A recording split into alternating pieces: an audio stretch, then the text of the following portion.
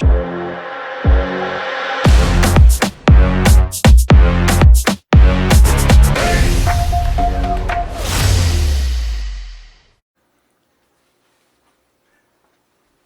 Airbrush Experience. I hope everybody's doing great. So what I want to do is quickly share with everyone my airbrush experiences over the last 30 years or so. I began building models as a kid, like most of you. I think the first model I built and painted was a monogram T28 trainer. It was issued in 1957. I built it in 1967 or so. I think I was 8 years old or something, and then probably used too much glue and too much paint, but I would have used a brush like this, and it would have been probably Humbrol enamel paint or Testors, one of the two. Anyway, fast forward to 2020, and I want to share to you about some of the airbrushes that I've owned over the years, why I use them, and to try to encourage people to get over the gripe, as legitimate as it may be. I don't want to clean my airbrush, it's a hassle. Okay, so let me begin by saying that there's two other airbrushes I had. I don't know what, I think I threw one out or wore it out, and then I gave one away. They were both Pachets, and they're the first airbrushes I just want to quickly mention. In my opinion, like the Pachet for its time and the money that it cost was probably one of the most reliable, they weren't the best airbrushes, but they were one of the most reliable airbrushes for their time. People used to call them the Volkswagen of airbrushes back in the day, in the 70s and 80s. And then these came out, these Badgers. This was sort of the upper end at the time. Iwata wasn't quite on the scene yet, although they may have had an early entry back then. I wasn't aware of it, and it would have been out of my price range anyway. So we have the two types of airbrushes, right? We have the single action and the dual action. And for those of you that don't know, and forgive me for those that do, the dual action is you have a greater control of airflow by pressing down and pulling back the amount of paint, right? This is a siphon feed, an older siphon feed, where it sucks the paint up from this cup up this tube and mixes inside the head here and shoots the paint out. This single action here is basically you just set up the nozzle with this little adjustment back here with the needle, pull the needle in and out, and you would just add paint with like an eyedropper. It's actually designed to shoot inks, really thin lines. But was one of the first gravity feed airbrushes for its time. Right? I think this was late 1970s, I believe.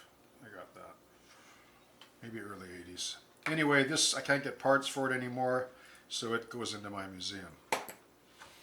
This one I can't get parts for anymore too. It was good for its time, but it's another museum piece. Now, this is an Iwata, and I want to mention about this. I wanted to like this airbrush. It looked good. It's got the gravity feed. It's got a nice big pedal. Felt good. Nice big fitting here, although that's another issue because then you got to have this fitting as well, and then a particular hose. Anyway, that's for another topic. But I don't like this airbrush. I don't know why. Maybe it's the needle is so fine. I mean, it looks like it's like a syringe. It like one drop of this needle and the tip's bent. That's it. It won't shoot straight anymore. You're going to get this sort of awkward kind of spray pattern. You know, I mean, you can get around that because you adjust to it, but who wants an airbrush, like pay 100 and plus for an airbrush that doesn't shoot straight? Now I got to go buy another needle for. It says made in Japan. I don't know what that means anymore. I know that made in USA is always something I covet. I know Japanese makes good product too, especially in this day and age that we live with everything coming out of China. But you know, for some people, they might like this airbrush. This is an Iwata HP-B. Maybe I just got a bad one, but I tried fixing it. I got a new tip and needle, and I just, no thanks. Okay, so that's the Badger, and then the Iwata. Now, these are the two airbrushes I want to talk to you about. This airbrush right here is a gravity, or sorry, not a gravity, a siphon feed, and it is called a Vega.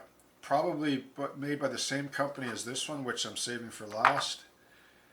This is a fantastic airbrush. I bought both of these from Opus years ago. They were both about $90 each, over 20 years ago. And I used, well, one of these I used in film as well. I used them both during my museum days and hobby days, and just everything from ships to planes to, I mean, you name it, I painted with these. Dioramas, figures. These two airbrushes still work just like they did when I first bought them. I can't get any parts for them, but I don't need any parts because they work so good. This one here, I mean, it's got this heavy, it's a heavy, I don't know if that's 3 mil, 4 mil, what that is. Heavy needle. The tip is still straight.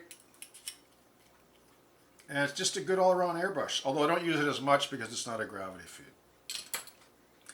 This one is pretty much the go-to airbrush for me and for most of you out there, whether you have an Iwata, and I imagine some of the Iwatas are good. That particular one that I just talked to you about, I just wasn't impressed with it. So,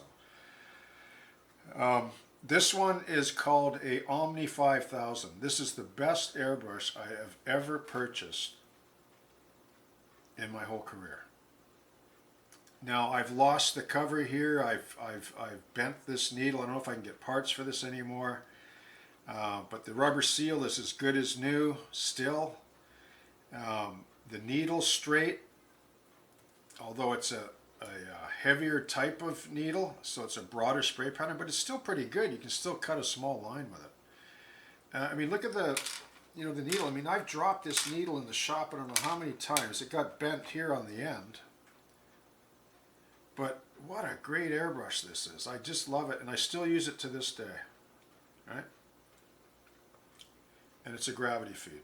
And it's a, the good size cup. I know there's some nicer airbrushes maybe that, like I think Iwata makes a more advanced one with, the ability to change the cups on top, and maybe they work pretty good, but I don't need another airbrush. Not in my experience, because this one here is the best airbrush for me. And at the end of the day, the best airbrush is the one that you have the most confidence in and the one that you use the most, right? So there you have it with my airbrushes. And if I only had one airbrush, this would be the one. Anyway, so I just want to quickly touch on paint. Okay, so I don't shoot enamel paints anymore, even though I still old school guy in a way. Humbrol paints, in my opinion, are still the best enamel, probably model paints there is, especially for ship modelers, when they're really particular about color codes and stuff. They have a really, really good pigment. They're oil based. They mix with regular tube oils like the Humbrol paints, but they're sticky and they're messy and they stink and they're toxic.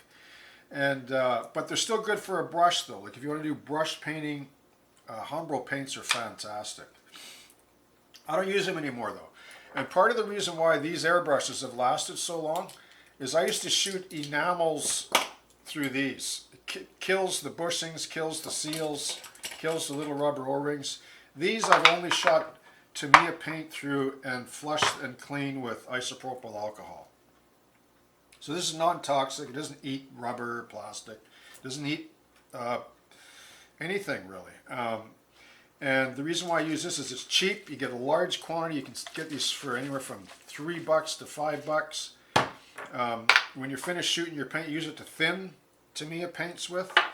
Tamiya is excellent matte airbrush paint. In my opinion, it's the best paint on the market for airbrushing when it comes to matte colors. Not choice of colors, I'd say Vallejo and so forth are probably better in that regard, but you can mix any color you want anyway, if you know how to mix colors. And then you get your black and your white and then browns. These are the main colors that I use mostly in all my airbrushing and modeling. And if I was to choose one particular oil, like only one for washes would be Winsor Newton Artist Colors Raw Umber. The artist quality ones, not the cheap ones, because then again you're dealing with pigment. That's the difference, like you get what you pay for, right? So isopropyl, right, easy to clean the airbrush. To me it just washes out really well. You can get an old brush to stab and just dedicate it for cleaning. You can even use Windex to thin paint if you want and to clean first, but make sure you flush it with isopropyl alcohol, because if you leave Windex in the airbrush as the last cleaning agent, you're going to have trouble getting the needle out. It's got a blue residue in it, so just flush it with this. Like buy a 6-pack of these, man. You'll be good for a whole painting season. Anyway, that's what I do. It doesn't kill. It's easy on the airbrush. Okay, so now that that's out of the way, let's have a look at just a couple of pointers on the hoses. And I'll just mention the compressor that I use.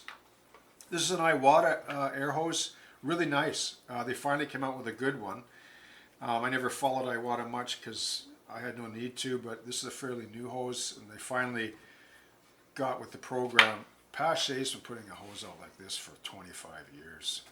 These guys were way ahead of the game when it came to that. I had a hose I just retired over 20 years. I use it, never leaked. I just cut the end off.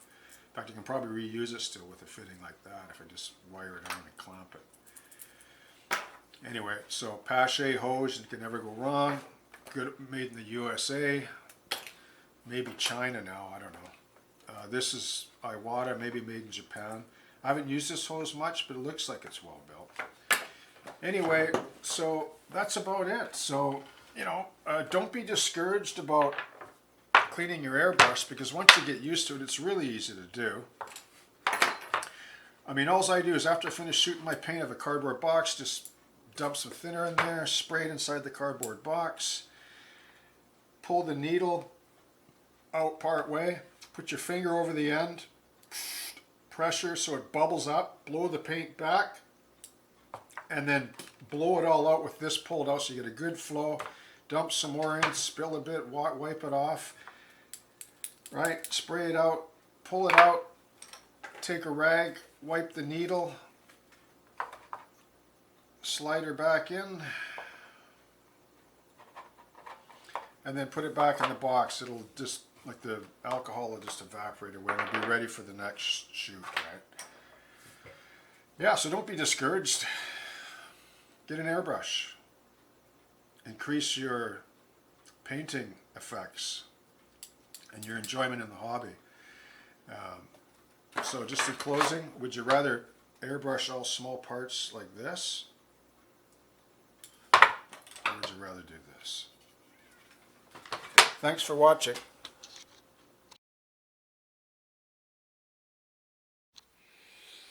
Yeah, okay, so I apologize. I did mention I was going to talk about my compressor for just a moment, and I forgot at the end of the last clip there.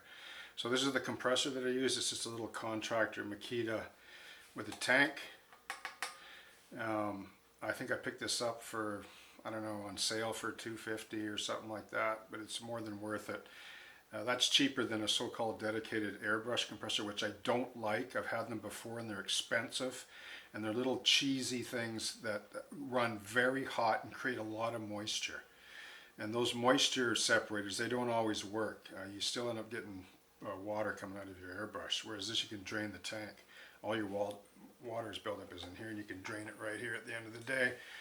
And you can regulate your pressure far better, and I can still shoot air for quite a long time without having to turn it on, right? Because of my reservoir right here. So if you want a really good airbrush compressor, just buy a little contractor one. Change the nozzle on the end, or the fitting. One of those, just screw that in. It's got the same fitting, and you're good to go.